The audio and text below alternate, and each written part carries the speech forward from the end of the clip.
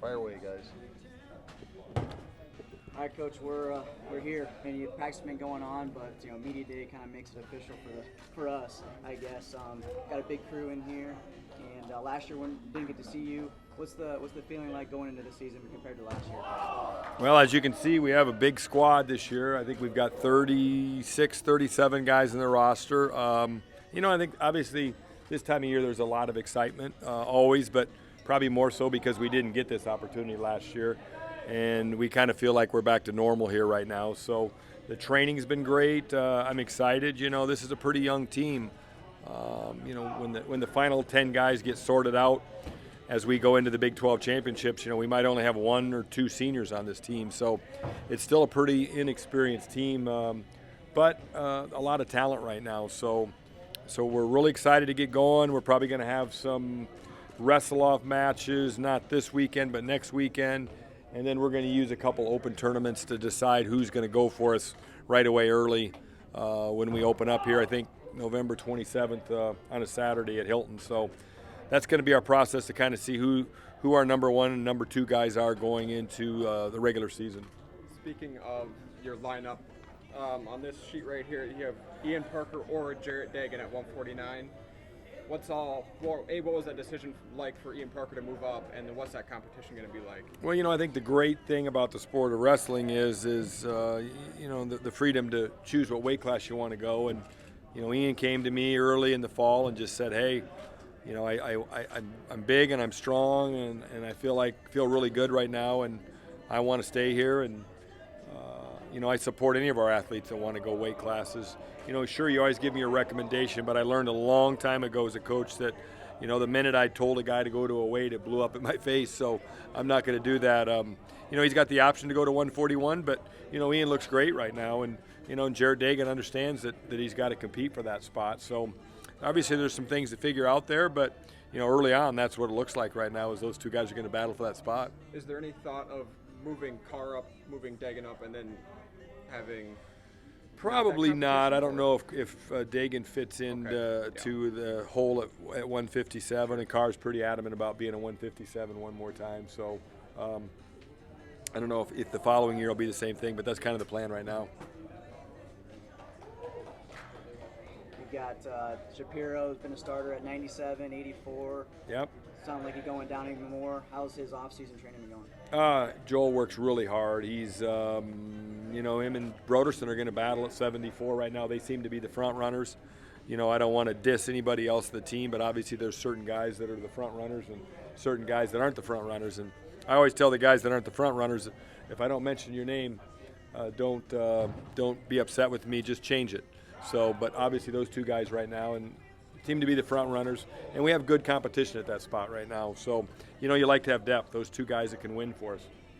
What have you seen from Ramazan in these first couple of practices, and what's like that next step for him? I've especially liked what I've seen out of Ramazan the last week or so, and he's super dedicated, trains really hard. Wrestling's very important to Ramazan. Just needs to get a little more confidence and get some more wins under his belt. But right now he's the front runner at 133. He definitely is. Younger Bastida, how has he progressed and adapted to folk style? What's that emoji? That's that emoji right here, that emoji. He's going to turn some heads this year. He's really had a good off season, and you don't want to look past that guy. I'll leave it at that. Talk about that transition at all, because I know he came over from Russia. Yeah, both of them obviously that's their chink a little bit, and so we spend a lot of time with that. We know that when you grow up and you don't have top bottom, folk style top bottom, that's a big issue when you get to this country to address. So, are they great there yet? Are they perfect there yet? No, but they're much improved, and they spend a lot of time working at it. And those two guys both want to win. Really want to win, and usually when you're that way, things work your way. Transfer in at heavyweight. What do you like from what you've seen from him so far? Sam Schuyler from Buffalo transferred in early this summer. Like him a lot. Tremendous work ethic. Again, wrestling's very important to him. Dude tries really hard.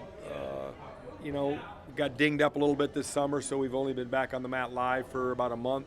So I'm just kind of getting to learn a little bit about him and how I know he competes really hard. As far as his wrestling ability, the jury's out a little bit for me. I don't know his wrestling level. When he went to the NCAA tournament last year, qualified, went 1-2, we're 2-2. So we know he's got that level in him already. It's just our job to bring that up. What are some of the particular challenges that come with the roster with this much experience as you put out? Making sure they don't kill each other when they're out here, because there's a lot of bodies flying around is the biggest thing. But I like a big roster because I like guys to get different looks in the room. Nobody wants to wrestle the same 1 or 2 guys all the time. And so we've got a room full of options. One day you might wrestle a tall guy that does this, and the next day you might wrestle a short guy that does that. I think it's good to get a lot of looks. So I always err on the side of a big roster instead of a small roster. Sometimes it's like herding cats, but we seem to get it done.